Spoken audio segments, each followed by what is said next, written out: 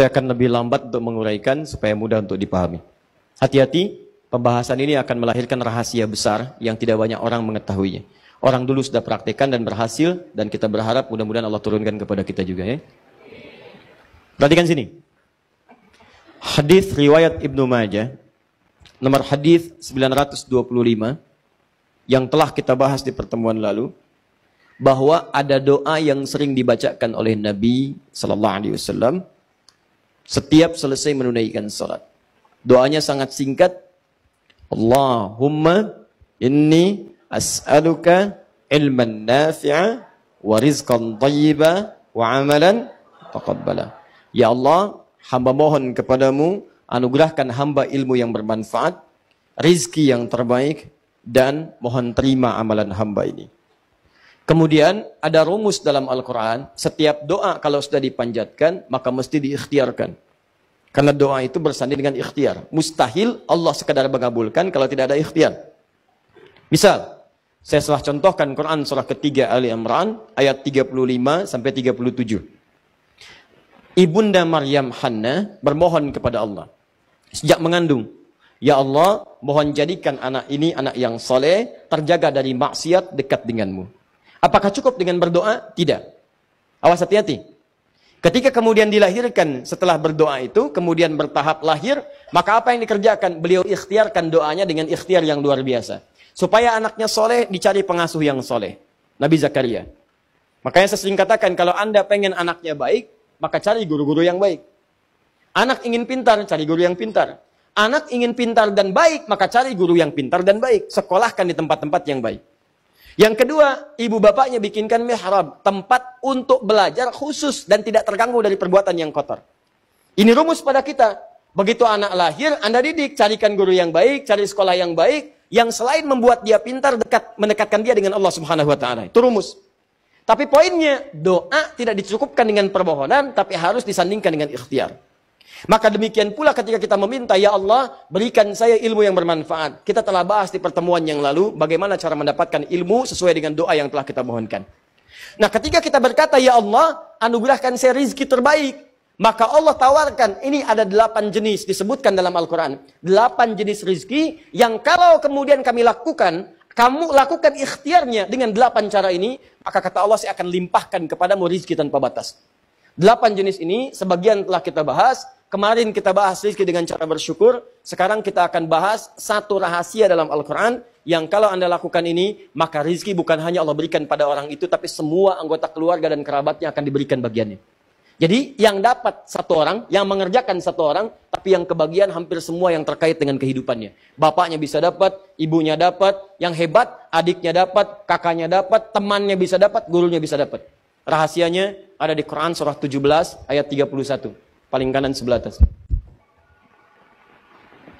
Quran surah 17 Al-Isra ayat 31.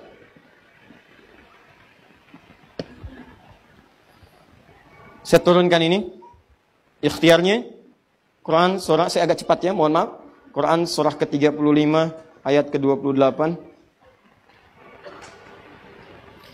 Kemudian yang kedua bisa diturunkan ke Quran surah ke-35 juga. Ayat 32, turunan yang ini, Quran, kita ambil surah ke misalnya 54, ayat 17, ini selalu terbawa, 22, 32, 40, kemudian turunan akhirnya ada di Quran, surah ke-13, ayat 23 sampai 24. Kalau Anda naikkan ke sini, yang ketiganya, Quran, surah ke-4, misalnya, ayat ke-69. Kemudian turunan yang keempatnya bisa diambil Quran surah ke-49 ayat 13. Kalau pengen rumus paling cepat juga bisa Quran surah ke-30 ayat 21. Ya. Ini 5 caranya. Anda akan berdoa, ya Allah, anugerahkan saya rezeki terbaik. Lalu Allah berikan jalan, 8 jalan. Ini cara mendapatkan rezeki terbaik. Kamu kerjakan. Kalau kamu kerjakan ini, awas. Kata Allah, saya buka 8 jenis. Kalau kamu kerjakan ini, bukan cuma kamu yang dapat. Orang-orang di sekitar kamu pun akan mendapatkan bagiannya. Baik. Apa diantaranya? Ya, nomor selanjutnya, sebelumnya telah kita bahas bagian-bagian yang lain. Sekarang kita masuk pada yang lainnya. Quran surah 17 ayat 31. Perhatikan kalimatnya. Wala taqtulu auladakum khasyata imlaq. Ada ayatnya? Nahnu narzuquhum wa iyyakum. Inna qatlahum kana khita'an kabira. Ada ayatnya? Baik, perhatikan baik-baik. Saya buka sedikit dulu pendahuluannya. Dulu, zaman-zaman jahiliyah, bahkan bukan hanya di lingkaran Arab, sampai ke Eropa, sampai dengan lingkup sebagian besar dunia, itu kalau ada orang tua kemudian melahirkan anaknya, dan merasa bahwa ekonominya terhimpit, tidak terlampau kuat, hartanya merasa belum cukup untuk bisa menghidupi anaknya, maka tidak ada pilihan di benak mereka kecuali untuk menghabisi anak keturunannya. Bunuh. Ada yang dikubur, ada yang sengaja dibekap, intinya dihabisi, selesai. Ya. Jadi dia merasa, wah ini susah nih, saya aja hidup susah, bagaimana dengan anak ini? Ya, tapi anehnya kok pengen punya anak gitu kan? Baik, jadi sudah dia mendapatkan keturunan itu kemudian dibunuh. Karena khawatir dia tidak akan mendapatkan jaminan rezeki yang baik di masa depan. Maka Allah tawarkan satu hal yang sangat luar biasa, dibuat dalam bentuk pernyataan yang sangat tegas, tapi isinya sangat mendalam. Perhatikan baik-baik. Kata Allah, lihat kalimatnya, wala taqtulu auladakum. Hai Muhammad sallallahu alaihi wasallam, sampaikan pada umatmu, sikap umatmu, sikap umat Islam, sifat hamba-hambaku yang beriman harus beda dengan mereka yang belum beriman. Mereka yang tidak beriman tidak yakin dengan qada dan qadar. Mereka yang belum beriman tidak tahu dengan caranya rezeki didapatkan. Mereka yang belum beriman tidak tahu caranya bagaimana cepat mendapatkan rezeki. Kamu yang sudah beriman mesti beda dengan mereka. Perlakukan anak-anak dengan baik, sayangi mereka dengan baik, rawat dengan baik. Jangan khawatir masalah rezekinya. Kata Allah, ketika saya anugerahkan keturunan bagi setiap hamba-hambamu yang beriman, lihat baik-baik kalimatnya. Ketika saya berikan satu nikmat pada hamba-hambaku yang beriman, mendapatkan keturunan, maka saya sudah jamin rezekinya dari setiap yang dilahirkan itu. Saya jamin rezekinya. Perhatikan baik-baik. Kalau ada yang melahirkan dalam suasana bahkan ekonominya terasa kurang dan sebagainya, jangan khawatir, kata Allah, setiap makhluk gak mungkin hidup kecuali punya rezeki. Jangankan manusia, hewan ada, yang melata ada. Pertemuan lalu saya gambarkan bagaimana cicak dengan nyamuk. Cicak dapat rezeki, rezekinya nyamuk, nyamuknya terbang, cicaknya tidak. Kan Allah hanya perintahkan kamu merayap walaupun di dinding, walaupun cuma diam-diam, nyamuknya datang, bukan kamu yang mendatangi nyamuk. Silakan cek, cicak diam-diam datang seekor. Perintah Allah, kamu merayap, dia merayap, datang seekor nyamuk. Bukan cicak yang mendatangi nyamuk, nyamuknya diperintahkan oleh Allah datang ke cicak. Coba bayangkan, datang seekor nyamuk, setelah itu, silakan. Ayo tangkap. Ya. Apalagi manusia. Tapi yang paling menarik, bagi orang beriman Allah yakinkan. Perhatikan kalimatnya. Nahdu narzuquhum wa iyyakum. Kata Allah, saya buka satu rahasia. Saya berikan kesempatan, saya bahkan bukan sekedar memberikan rezeki kepada anak yang dilahirkan itu. Tapi saya akan berikan rezeki kepada mereka yang kamu pun akan mendapat bagian dari rezeki itu. Jadi ketika Allah berikan rezeki kepada anak-anak yang dilahirkan itu, yang hebat bapaknya kebagian dari situ. Ibunya dapat, kakaknya dapat, adiknya dapat, tetangganya dapat, gurunya dapat. Pertanyaannya, apa rezeki yang dimaksudkan sampai anaknya dapat, keluarga dan kerabatnya bisa ikut menikmatinya. Maka dirincilah kemudian di ayat-ayat yang lain. Ada rizki yang Allah turunkan pada anak, orang tua dan kerabat bisa ikut mendapatinya. Pertanyaannya, bagaimana menyiapkan seorang anak, atau dua orang anak, atau semua anak yang Allah titipkan kepada kita, sehingga dia mendapatkan rizki yang dimaksudkan. Begitu dia dapat, orang tua dan kerabatnya ikut bisa menikmatinya. Dan hartanya halal dibenarkan oleh Allah Subhanahu wa Ta'ala. Maka sekarang, jika Anda punya titipan dari Allah, ada anak-anak, ada cucu dan sebagainya, pertanyaannya bagaimana menyiapkan anak yang seperti ini? Maka pilihannya, rinci ke ayat-ayat yang lainnya. 1, Quran, surah ke-35, ayat ke-28. Kalau Anda ingin mudah mendapatkan rezeki, di antaranya bisa Allah turunkan lewat keturunan. Dia dapat, Anda mendapatkan bagiannya. Apa di antara cirinya? Yuk, Quran surah 35 ayat 28, paling kanan sebelah bawah. Saya langsung ke tengahnya, ke tengah ayatnya. Innama yakhshallaha min ibadihil ulama. Sungguh di antara yang punya sifat khasyah. Khasyah itu maksudnya kedekatan yang sangat dengan Allah, sehingga saking sangat dekatnya takut kalau dinilai salah oleh Allah. Ya, awas. Khasyah itu kedekatan yang sangat dengan Allah, sehingga saking sangat dekatnya takut kalau dinilai salah oleh Allah. Jadi kalau bicara hati-hati, takut yang keluar di lisannya itu keliru. Takut salah. Kalau bicara itu ditimbang-timbang dulu. Ini kafirnya diganti nggak kata-katanya ini? Ganti nggak gitu kan? Timbang-timbang dulu. Ah takutlah kalau saya ganti nanti jadi masalah gitu kan? Allah nggak suka dengan saya. Ya, timbang-timbang, ingat-ingat. Mustahil mengeluarkan fatwa yang kemudian bertentangan dengan hukum Allah. Jangankan itu, mau bicara saja timbang-timbang dulu, takut kalau Allah nggak ridho, dilihat dulu gitu. Nah, itu namanya khasyah. Mau sholat, takut terlambat. Jadi jangankan azan, sebelum azan dah siap-siap, khasyah. Sehari baca Quran dilihat, dipahami isinya. Lihat, takut.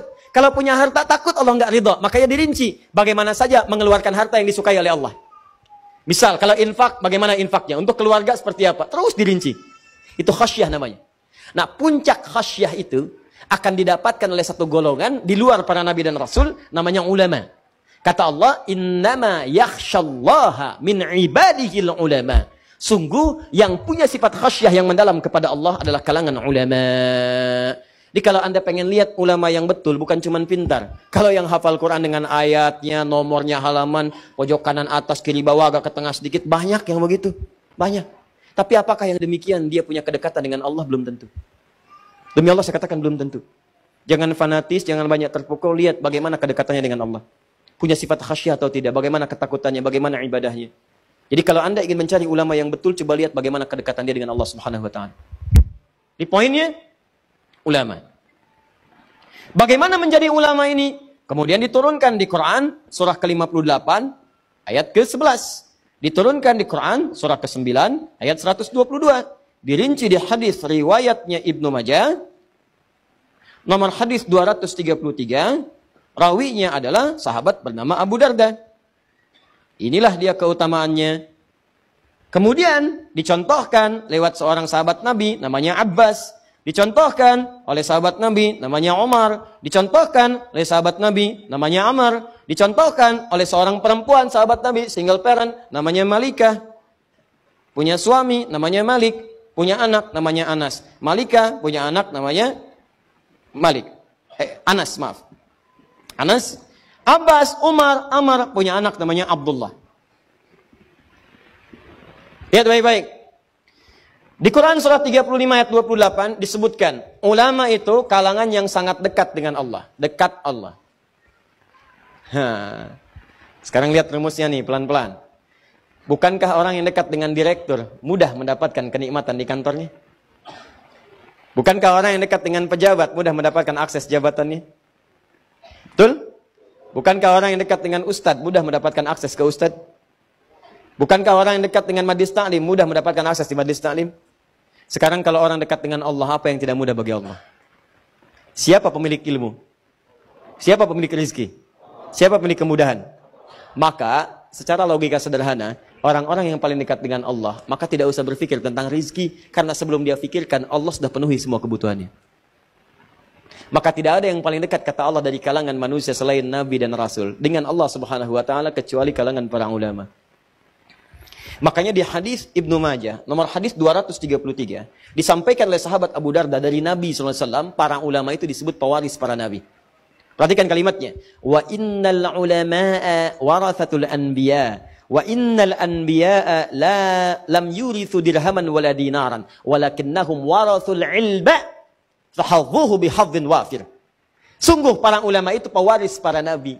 Para nabi itu tidak mewariskan dinar dan dirham, tapi mewariskan ilmu.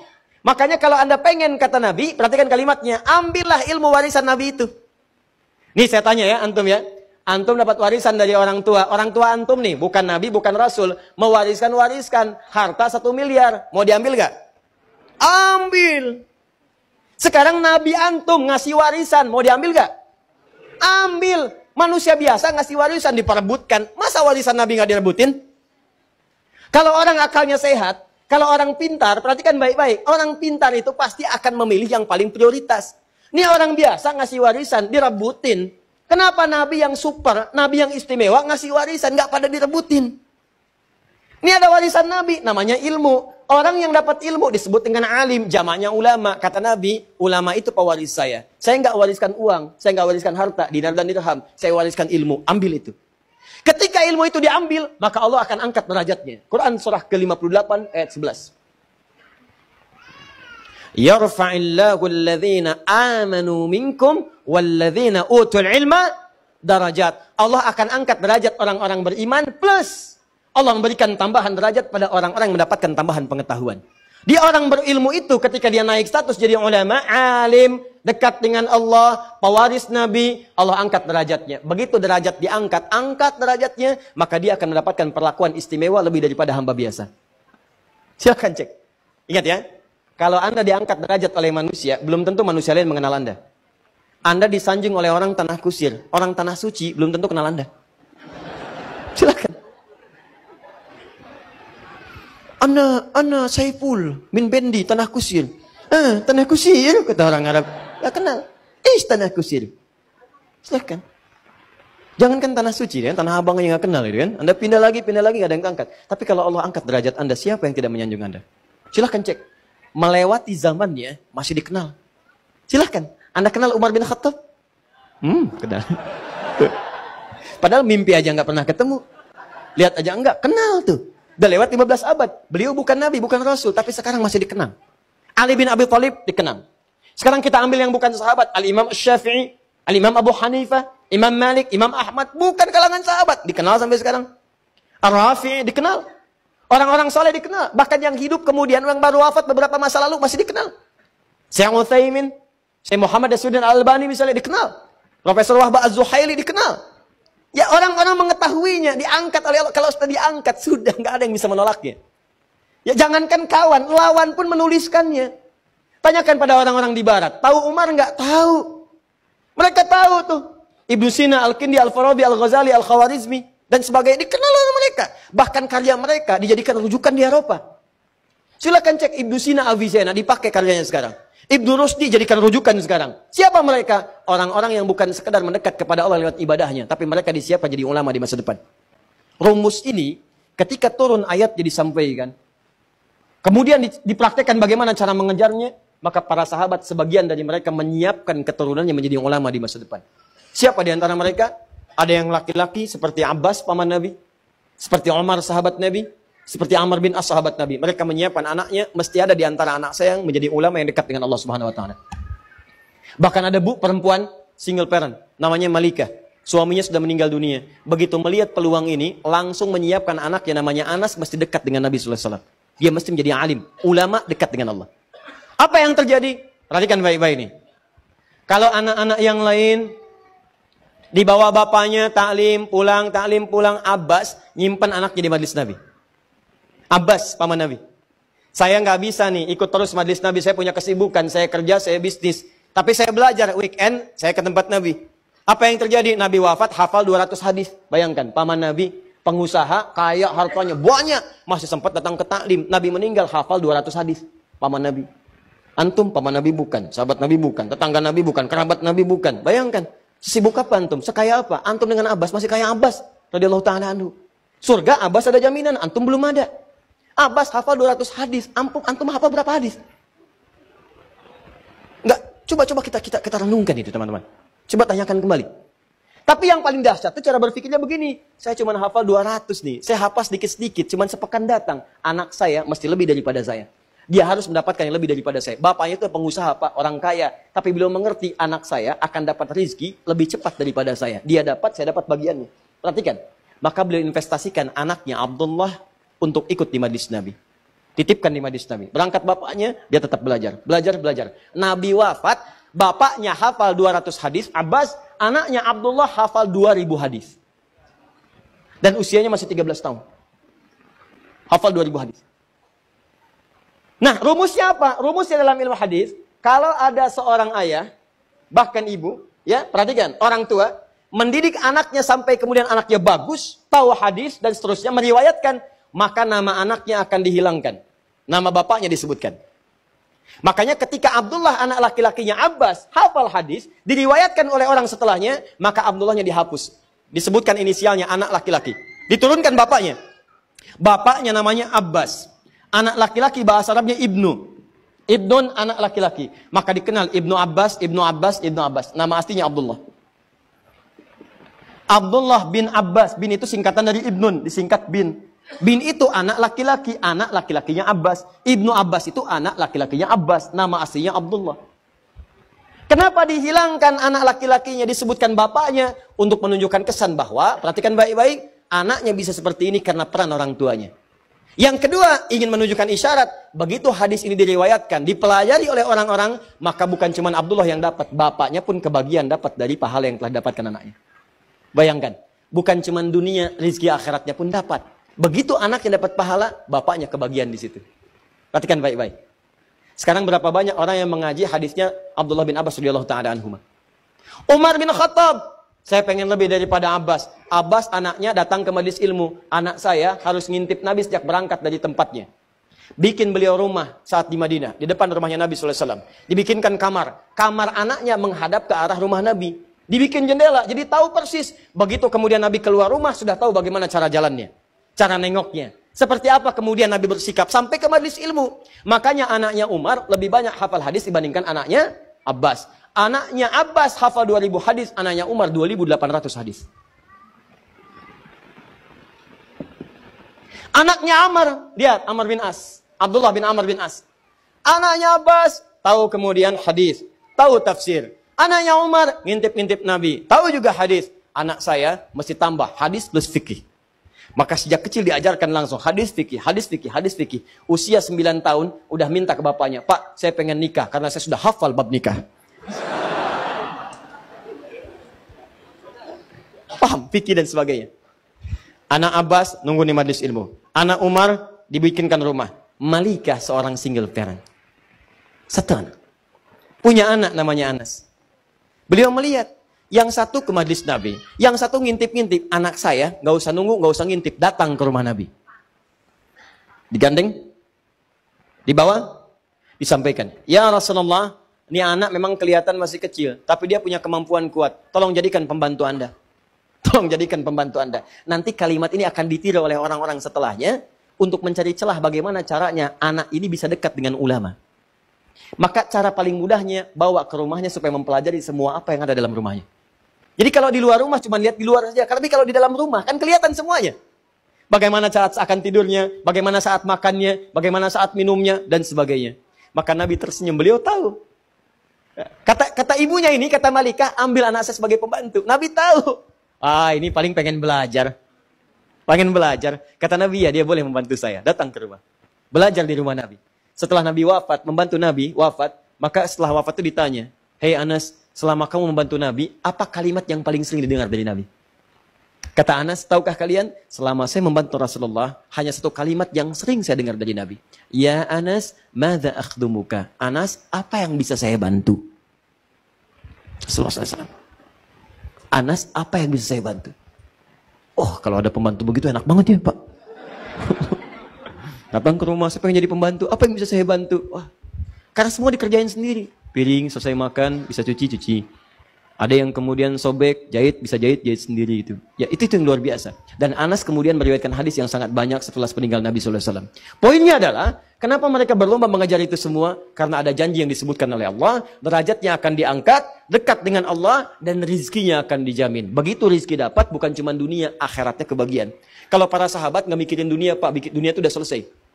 Maksud saya, mereka sudah paham, ini dapat, gak ada masalah. Yang mereka pikirkan akhirat. Makanya ketika dititipkan anaknya, investasi terbesarnya akhirat. Tapi Anda tahu nggak? Orang yang mendapatkan akhirat, udah otomatis dunianya dijamin. Itu rumusnya. Sederhana, jika akhirat dapat, dunia pasti akan dapat. Akhirnya apa yang terjadi?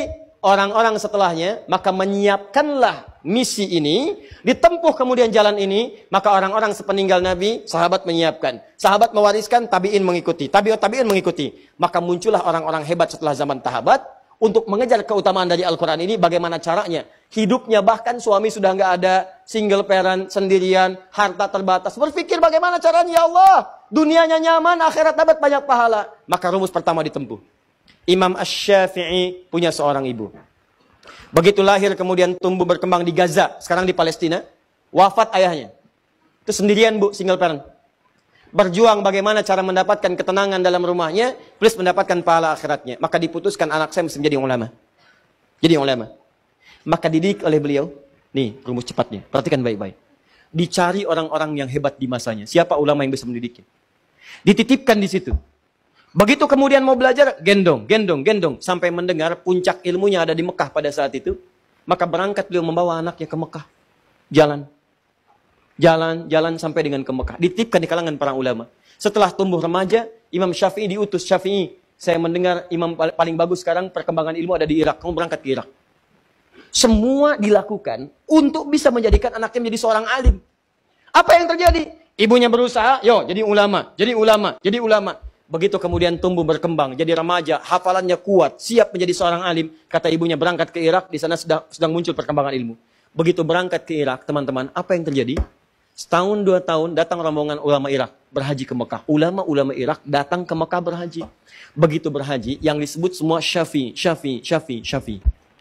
Qala Muhammad bin Idris Asy-Syafi'i. Nyampe itu suara ke telinga ibunya saat di Mekah. Begitu mendengar, segera disusul. Itu siapa Syafi'i katanya? Siapa Syafi'i? Kata ulama-ulama Irak ini, dia adalah seorang anak muda yang luar biasa. Dia asalnya dari Mekah sini. Bahkan ibunya ada di Mekah katanya. Ibunya ada di Mekah. Saya dari Mekah sini. Sekarang sedang di Irak. Dia menjadi panutan ulama nomor 1 di Irak. Asy-Syafi'i. Kata ibunya, tahukah engkau Syafi'i itu anak saya? Tahukah engkau Asy-Syafi'i anak saya? Begitu tahu Syafi'i anaknya, Masya Allah anak ibu. Langsung ibunya dihormati. Langsung dimuliakan. Macam-macam. Perhatikan, Syafi'i yang berhasil, ibunya, tolong kalau kamu kembali ke Irak, sampaikan pada Asy-Syafi'i, dia telah saya izinkan kembali ke sini. Padahal waktu berangkat ke Irak, tadi sebelum saya sebutkan, padahal waktu berangkat, kata ibunya, Syafi'i, kamu belajar ilmu ke Irak, gak usah pulang ke sini, gak usah pulang. Kamu belajar ilmu ke Irak, gak usah pulang. Saking pengennya anak jadi ulama, gak usah pulang, kata ibunya. Kesana aja. Begitu sudah mendengar Syafi'i jadi ulama, kata ibunya kepada ulama Irak, katakan pada Syafi'i, dia boleh pulang sekarang. Pada kalimat awalnya, nggak usah pulang. Bahkan ada riwayat mengatakan, nanti aja ketemunya di surga di akhirat. Berangkat aja, nanti ketemu di surga di akhirat. Begitu mendengar anaknya sudah jadi ulama, silahkan pulang. Begitu disampaikan kepada Asy-Syafi'i di Irak, senangnya luar biasa. Kata Asy-Syafi'i, saya akan pulang. Begitu tahu akan pulang, mendengar guru besar akan pulang, semua orang-orang Irak itu menyiapkan bekal untuk ke Syafi'i. Ada yang ngasih unta, ngasih makanan, ngasih ini bekal, sampai terkumpul 100 ekor unta. Plus dengan isinya. Bayangkan, Asy-Syafi'i nggak pernah tercatat. Asy-Syafi'i pernah kerja di perusahaan A. Asy-Syafi'i pernah berdagang. Asy-Syafi'i pernah bisnis. Disiapkan jadi ulama, begitu mau pulang ke Mekah, semua perangkatnya disiapkan langsung. Allah turunkan. Semua orang ngasih. Berangkat. Kitabnya kemudian dibawa di tangannya, naik beliau ke untanya, 100 ekor unta ngikutin plus dengan murid-muridnya. Begitu sampai di gerbang Mekah belum sampai ke Mekah, kan ada batas haram ya? Ada batas haram. Begitu sampai di batas itu, beliau mengutus santrinya, tolong berikan kabar kepada ibu, saya sudah dekat, saya akan datang. Ini sunnah ya, ingat ini sunnah. Sunnah kalau Anda ingin berkunjung pada siapapun, kabari dulu. Kabari supaya dia siap-siap, jangan bikin kejutan. Justru kejutan itu dalam Islam nggak diperkenankan. Nggak pakai iya. Supaya orang itu nggak repot, tiba-tiba Anda datang, dia kan merasa nggak enak gitu. Ya. Jadi kalau bisa tuh sampaikan, agak dekat-dekat nggak apa-apa, saya di jalan nih mau berkunjung, itu sunnah. Sunnah sampaikan, supaya dia bisa siap-siap. Begitu diutus santrinya datang kepada ibunya, diketok, disampaikan, siapa kamu? Saya muridnya Syafi'i. Beliau sudah di perbatasan akan datang ke sini, menemui ibu. Syafi'i bawa apa? Masya Allah bu, Syafi'i jadi orang hebat. Sekarang begitu datang, orang ngirim-ngirim unta. Ada 100 ekor unta dengan beliau, lengkap dengan isinya. Saya suruh dia ke Irak untuk belajar, bukan cari unta. Bilang sama Syafi'i, gak usah datang ke sini, balik lagi ke Irak. Bilang sama Syafi'i, gak usah datang, balik lagi. Muridnya bengong. Balik lagi, ketika bertemu Imam Syafi'i disampaikan, Syekh, gimana tadi? Kata ibu, balik lagi ke Irak. Balik lagi. Kamu bilang apa sama ibu saya? Saya bilang, Syekh udah jadi saya besar, lama besar, datang dengan 100 ekor unta. Kamu salah.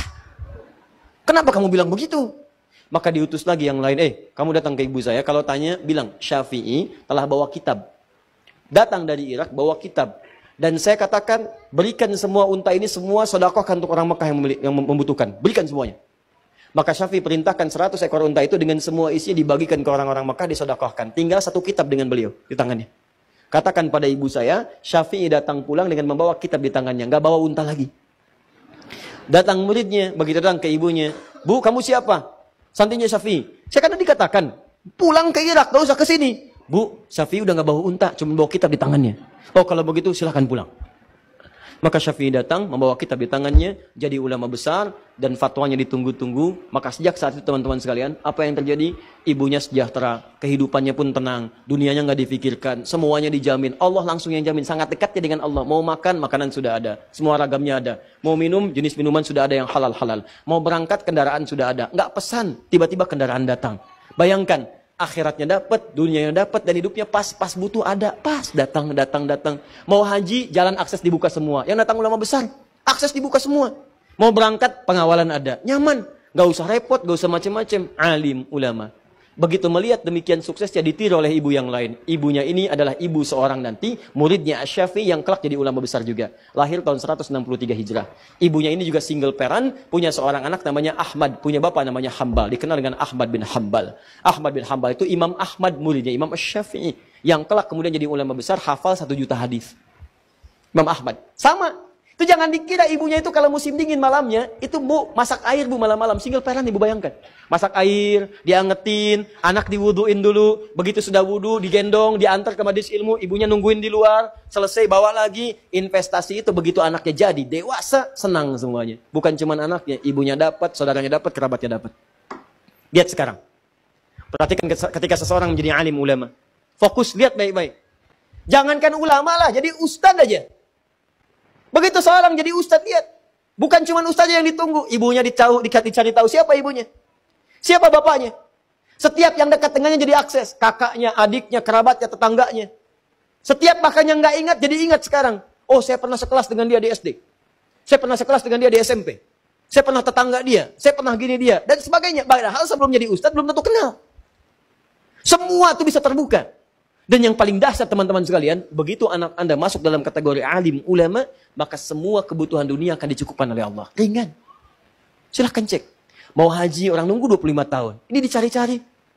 Pak, bisa nggak bimbing kami? Pak, bisa nggak travel gini? Boleh saya haji, tapi boleh nggak ibu saya ikut? Pak, jangankan ibu, bapak ikut boleh, kakak ibu boleh, anak boleh, silahkan. Bapak kami kasih kuota deh, 10 orang, silahkan ikut. Orang nunggu 25 tahun, dia cuma nggak nunggu, ditawarin, 10 orang boleh ikut. Saya ini ulama bukan, syekh bukan, ustadz ilmu masih dikit. Tiba-tiba ketemu dubes Saudi. Syekh Hadi, ini ada yang mau haji. Terus gimana? Antum ikut ya, berangkat. Antum jadi amir. Amir. Gimana saya amir? Saya kan bukan ulama besar, bukan biasa-biasa, ilmu saya sedikit. Pokoknya antum ikut. Terus bagaimana dengan yang lain? Yang lain siapa? Saya punya ibu, saya punya kakak. Saya berikan 24 jatah. Anda bayangkan, saya ini ustadz kecil, ilmu masih sedikit. Ulama juga bukan, saya juga bukan. Anda bayangkan, cuma berusaha untuk belajar sedikit-sedikit, dapat sedikit, dikasih jatah haji plus 24 orang. Kemarin kami berangkat. Teman-teman dari Akhir TV, ada yang ustadz, ada yang ini lagi, ada yang macam-macam berangkat. Dan saya lihat, Masya Allah, ternyata teman-teman saya ustadz semua. Ustadz pulang dengan istrinya, ustadz pulang dengan ibunya, ustadz pulang dengan anaknya. Bayangkan, ternyata beliau itu, dubes yang kemarin baik orang itu, Dr. Usama itu. Baik orangnya. Ternyata beliau mengumpulkan satu gelombang khusus yang beliau kemudian apresiasi dari kalangan para ulama dan tokoh-tokoh yang punya jasa terhadap Islam. Diberangkatkan tuh. Anda bayangkan. Jadi kalau Anda ingin mendapatkan bagian kenikmatan, jadikan satu di antara anak Anda jadi ulama. Masa nggak ada yang jadi satupun? Makanya jangan tertipu lah dengan kebanyakan orang yang sekolahkan. Pesantren itu sekarang bagus-bagus. Pesantren bagus-bagus, jangan dikira nggak bisa bersaing. Ya silahkan lihat, bahasa Inggrisnya banyak yang bagus. Lihat alumni Gontor tuh. Silahkan, yang jadi ketua MPR ada, yang jadi menteri ada, yang jadi dubes ada. Banyak. Bahasa Inggris bagus, bahasa Arab bagus. Ada yang Mandarin ada yang bahasa lain ada. Silahkan, jangan takut, matematika ada. Yang jago matematika, jago fisika, jago kimia. Jangan dikira kalau ketika Anda jadi ulama, Anda kehilangan dunia, tidak. Apa saya tidak belajar umum? Saya belajar. Fisika saya belajar, kimia saya belajar. Waktu-waktu senggang saya pergi ke toko buku, saya beli buku kimia, buku fisika, saya pelajari. Ya, saya belajar, saya pahami. Saya baca juga yang lainnya. Tapi fokus kita pada apa yang Allah titipkan. Tapi yang lainnya kita pelajari. Jangan dikira Anda jadi ulama, Anda ketinggalan semua yang lain. Tidak, kita butuhkan. Ya, kalau orang tanya kan kita bisa jelaskan. Kalau ada orang berangkat haji gelombang kedua, apakah kemudian mikotnya itu di atas pesawat, atau mikotnya di Jeddah, di King Abdul Aziz? Ada yang mengatakan kemudian di atas pesawat. Nah, timbul pertanyaan baru. Kecepatan pesawat itu berapa? 800 mph, bisa 800 km per jam. Anda mau mikot baru mengucapkan bis, pesawat udah lewat. Psh, bagaimana hukumnya? Qasar jama 3 farsah. 3 farsah itu ukurannya berapa kilo? Bagaimana cara mengkonversinya? Kalau Anda nggak paham hitungan matematika, nggak tahu rumus fisika, bagaimana bisa mendapatinya? Ustadz itu jarak 80 kilo. Baik, sekarang kita gali lagi dengan masalahnya. Apa masalahnya? Sekarang ke Semarang, berapa jauhnya? Berapa kilo? Hitung dari sini bisa 300-400 kilo. Baik, pakai pesawat berapa? Pakai pesawat mungkin 1 jam, nyampe di sana. Sekarang ke Lebak Bulus, berapa jaraknya dari Bekasi misalnya? Ah, dari Bekasi ke Lebak Bulus 30 kilo. Baik, 30 kilo berarti nggak nyampe 80. Boleh jamak tidak? Tidak. Boleh kosor tidak? Tidak. Ke Semarang 300 kilo. Boleh jamak? Boleh. Kosor? Boleh. Baik, sekarang pertanyaannya begini. Kalau ada orang ke Semarang naik pesawat, dan dari Bekasi ke Lebak Bulus naik beca. Nyampe dia berangkat dari Bekasi ke Semarang. Jarak cuma 1 jam pakai pesawat. Berangkat kemudian jam 12. Nyampe jam 1. Asar aja belum. Yang di sini ngayuh beca dari Bekasi ke Lebak Bulus. Berangkat jam 12. Begitu masuk jalan tol, prit, gak boleh. Jalan biasa, macet. Nyampe teman-teman berangkat jam 12. Nyampe kemudian ke Lebak Bulus itu bisa jam 4, jam 5. Pertanyaannya, di situ di mana berlakunya antara jamak dengan kosor? Apakah yang ke Semarang berlaku atau yang ke Lebak Bulus yang berlaku? Jadi bukan cuma hitungan jarak. Di jarak itu ada hambatan. Makanya di jarak rumus fisikanya S sama dengan V kali T. Ya, mencari V sama dengan S dibagi T. Mencari T sama dengan S dibagi V. Tapi di jarak itu juga ada rumus hambatan, ada tantangan, ada tekanan. Ya, awas hati-hati. Ada gayanya, ada gaya gesek, ada gaya gerak, ada hambatan, ada yang lainnya. Di gaya juga ada gaya lagi, ada rumus lagi. F1 sama dengan F2, F berbanding lurus dengan P. Ada semuanya. Ada rumusnya. Nih saya cek ya. Kalau ini ada lilin nih. Kasih api. Lilin kasih api. Kemudian ditutup dengan gelas. Maka api di lilin itu padam. Ini menunjukkan apa? Hah? Tidak ada oksigen. Bukan. Ini menunjukkan Anda nggak ada kerjaan. Kan bisa ditiup. Ngapain ditutup pakai gelas?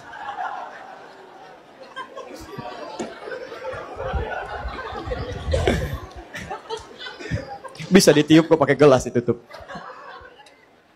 Sudah. Nah, maka yang pertama, kalau Anda ingin mendapatkan rezeki yang tenang, maka jadikan satu di antara anak Anda jadi ulama. Umum juga boleh. Jadi dokter yang hafal Quran. Ya, ahli fisika yang hafal Quran. Boleh, banyak zaman Nabi. Kemudian setelah itu diwariskan. Ali bin Abi Thalib itu jagoan matematika. Ahli matematika. Setelahnya ada Jabir bin Hayyan, ahli kimia. Ada ahli fisika, ada ahli matematika. Silahkan ahlinya, tapi jangan tinggalkan kemudian bagian-bagian keislamannya. Saya cepat. Kedua, kalau nggak bisa jadi ulama yang maksimal, jadikan ahli Quran. Minimal penghafal Quran. Coba lihat anak-anak. Ada Musa, ada Ahmad, ada Kamil. Ya? Ada Rais yang kecil-kecil. Itu banyak anak-anak datang ke Bekasi. Kemudian juga kita ngobrol-ngobrol. Antum tahu apa yang terjadi? Kemarin saat kami berangkat, ada Rais yang kecil. Ada anak perempuan juga yang, mohon maaf, matanya mungkin nggak melihat. Kata orang buta. Tapi saya katakan, Masya Allah, matanya ditutup dari berbuat maksiat dari sejak kecil. Matanya dihambat dari maksiat dari sejak kecil. Anda bayangkan teman-teman, yang hafal Quran anaknya, yang ikut haji, bapaknya ikut, ibunya ikut, gurunya ikut, temannya ikut. Yang hafal Quran cuma anaknya. Masa iya dari anak-anak antum nggak ada yang hafal Quran? Anak 1 belum hafal, anak 2 belum hafal, anak 3 belum hafal, 5 anak nggak ada yang hafal. Kenapa nggak diinvestasikan 1 anak aja hafal Quran? Demi Allah saya katakan, anak Anda usia 6 tahun, hafal 30 juz. Begitu hafal 30 juz, kakaknya yang 16 tahun, bapaknya yang 40 tahun, istri yang 34 tahun, adiknya yang 5 tahun, ikut semua mendapatkan keutamaannya. Ahli Quran. 3. Kalau belum sanggup ke sini, didik menjadi soleh. Ayo soleh. Siapkan seperti Maryam. Maryam disekolahkan di tempat yang baik, bimbingannya baik. Ketika anak itu didik menjadi anak yang saleh, dekat dengan Allah, rajin ibadah, sering ke masjid, sering baca Quran, walaupun belum hafal. Demi Allah saya katakan, jangankan orang lain, tetangga itu akan menyebut memuliakan bapaknya, memuliakan ibunya. Tidak pernah anaknya disebut kecuali bapaknya mendapatkan bagiannya. Begitu anaknya masuk, anaknya namanya Ahmad, bapaknya Asep. Tuh lihat tuh anaknya Pak Asep, bukan Ahmadnya, Pak Asep yang disebutkan. Dia punya anak, anaknya Kevin. Kevin kalau bisa seperti Ahmad ya, anaknya Pak Asep. Pak Asepnya masih ikut. Silahkan cek. Di semuanya akan dapat bagiannya. Dan mudah gitu. Begitu masuk, mudah. Ke sekolah, mudah. Dan sebagainya. Kalau belum mampu juga, dekatkan dengan orang soleh. Cari orang-orang baik. Begitu aksesnya dekat dengan orang soleh, maka dia akan mendapatkan kemuliaannya. Terakhir, kalau belum dapat juga, pengen cara cepat, cari menantu yang soleh. Quran surah 30 ayat 21. Ini rumus dari Nabi. Makanya antum yang belum nikah, jadi pada soleh. Jadi ulama, antum akan dicari. Ya, jadi ahli Quran, dia orang-orang baik. Karena rumus Nabinya sederhana. Jika Anda kedatangan seorang pemuda yang dekat dengan Allah, maka jangan sia-siakan dia. Cepat, karena tidak mudah lagi menemukannya. Makanya saya senang sekali orang-orang sekarang, Masya Allah, itu sangat bagus-bagus. Dalam menyeleksi itu sekarang ukurannya Al-Quran, ukurannya ke masjid. Ya kan pernah datang ada yang ke rumahnya, anaknya luar biasa perempuannya, cantik, bagus. Dan bapaknya bagus sekali seleksinya, pakai Quran. Datang orang pertama, Pak, saya berminat, ini ingin begini-begini. Ya, nah bagus. Namanya siapa? Saya Anas, Pak. Baca surat An-Nas. Baca. Bagus ya. Baik, mudah-mudahan kalau jodoh, yaitu jadi jodoh yang terbaik. Besoknya datang lagi. Adek, ada apa? Aduh Pak, saya tuh sudah alhamdulillah ada kematangan begini-begini. Nama siapa? Torik. Baca surat At-Torik. Baca. Masya Allah. Begitu yang ketiga, tuh dia tahu info dari yang lainnya. Saya kemarin ke sana, nama saya Anas, baca Anas. Saya Torik, baca Torik. Begitu yang ini datang, wajahnya udah pucat. Ada namanya siapa? Saya Yusuf Ibrahim, Pak.